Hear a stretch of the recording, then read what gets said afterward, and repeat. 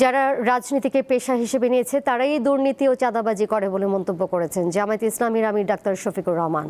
শনিবার সিলেট অঞ্চলের 3টি জেলায় নির্বাচনী জনসভায় তিনি আরো বলেন, ক্ষমতায় গেলে জামায়াতের সংসদ সদস্যরা বিনা শুল্কের গাড়ি ও স্বল্প মূল্যে এমপিদের ফ্ল্যাট নেবেন না।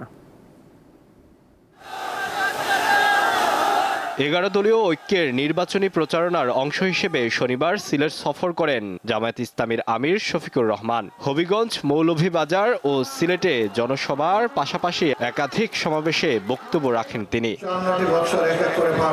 হবিগঞ্জের জনসভায় স্থানীয় নেতাকর্মীদের বক্তব্যের পর কথা বলেন শফিকুর রহমান। তিনি বলেন, নির্বাচিত হলে দেশের মানুষের কাছে দায়বদ্ধ থাকবে জামায়াতে ইসলামী। এছাড়া যারা রাজনীতিকে পেশা হিসেবে বেছে নিয়েছে তারাই দুর্নীতি ও চাঁদাবাজি করে বলে অভিযোগ করেন তিনি।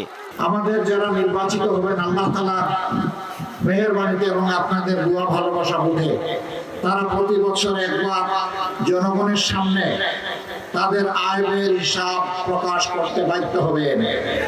শুধু নির্বাচিত প্রতিনিধি নন, তার পরিবারের প্রত্যেক সদস্যের আয় ব্যয়ের হিসাব দিতে হবে।